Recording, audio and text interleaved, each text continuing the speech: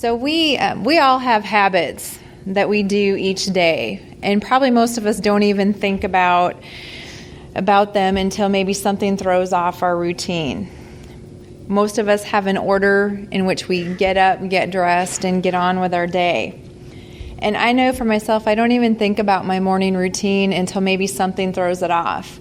And usually it's if I've been traveling and I get home, but I can't pick my dog up from the kennel yet. When I wake up that next morning, it's like I have no idea how to get on with my day because my routine is usually get up, take him outside, feed him, and then I start on. And so if he's not there, it's like I have to think about, well, how do I get dressed? How do I get through my morning? And good habits are hard to acquire for many of us. I can come up with 1,001 excuses on why I don't want to run after work, or maybe why I don't want to spend Saturday morning cleaning the house. And it's really easy to say, I'll do it later, and then later. Okay, I'll do it tomorrow. I'll get to it. And it takes something more than knowing the good in good habits, and more than wanting those habits to get them to be ingrained in us.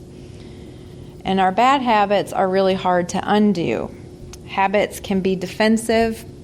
They can be comforting. We might have them in place in anticipation of something that may happen, or they might be an act that's impulsive. But all habits have power. And we come to understand a part of ourselves by the habits that we develop. Our odd, particular, useful, and sometimes self-destructive patterns.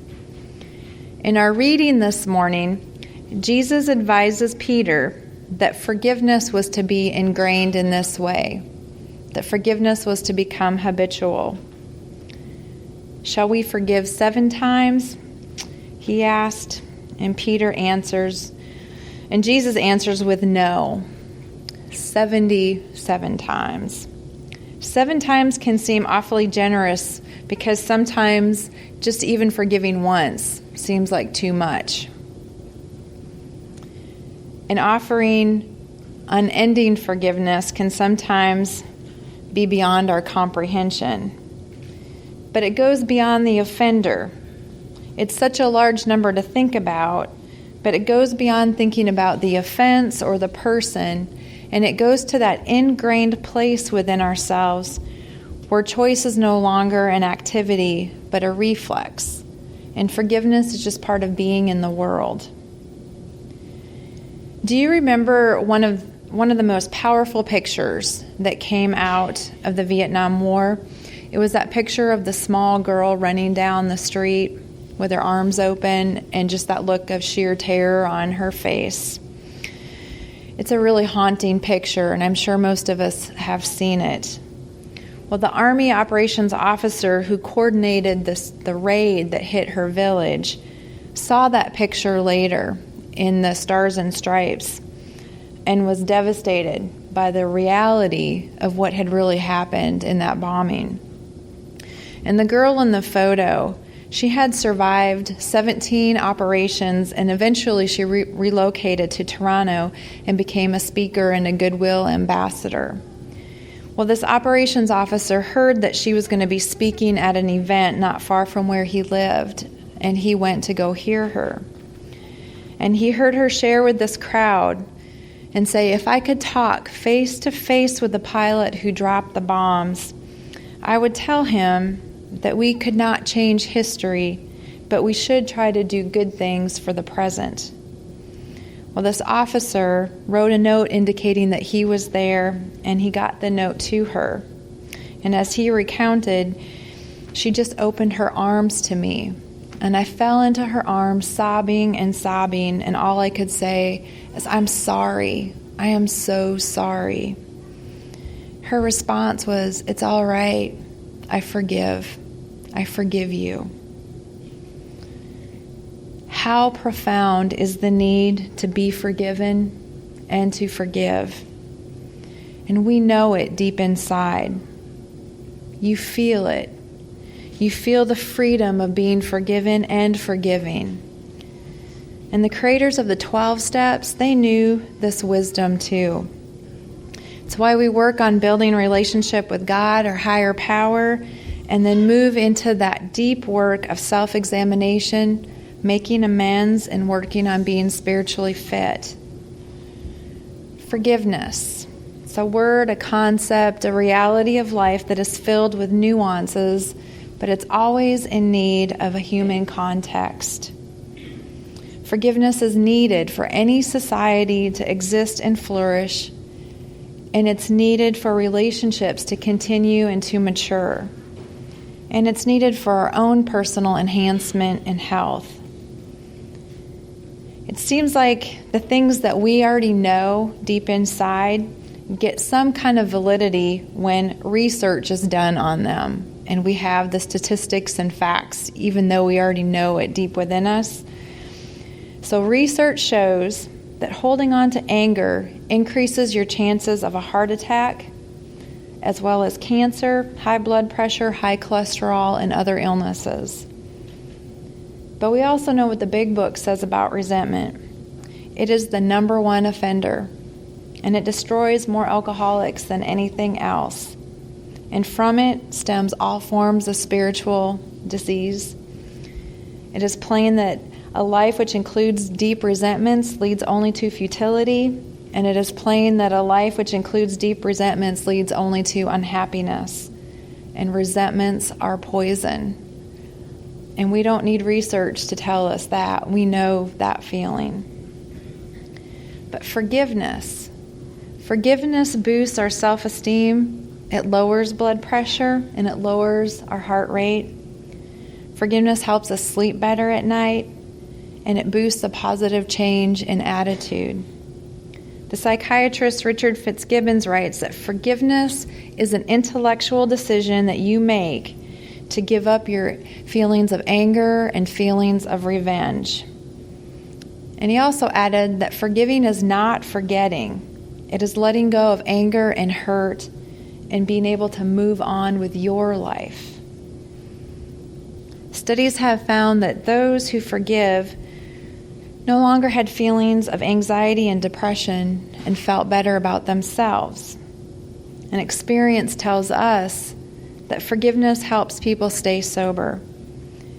And forgiveness helps people experience that freedom that comes with recovery and being able to live happy, joyous, and free. Forgiveness has a remarkable healing power in the lives of those who utilize it. Paul Coleman writes that forgiveness is more than a moral imperative, more than a theological dictum. It is the only means, given our humanness and our imperfections, to overcome hate and condemnation and proceed with the business of growing and loving people. How many of us are bound by chains of resentments? No matter what, I'm not going to let go of that. I'm not going to forgive them. I will take this anger and I will take my hatred for that person to the grave. And I think when we say those words and we have those resentments, we get this distorted view that by holding on to resentments towards someone else, somehow we are punishing them. But really, we are punishing ourselves.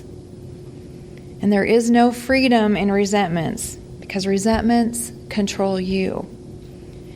Those resentments permeate your being and they permeate the soul. Being corrected it's hard, it's painful, because for most of us it brings with it that wave of shame. And it brings to mind a sense of failure, and especially if we feel like we have let down those people that we love. Asking for forgiveness is an act of humility. And yet it is just as challenging to grant forgiveness. Forgiveness heals relationships by requiring us to let go, to turn things over, and to refuse the right to hold on to bitterness and anger. Forgiveness sets things right inside ourselves, within our own heart and mind and spirit.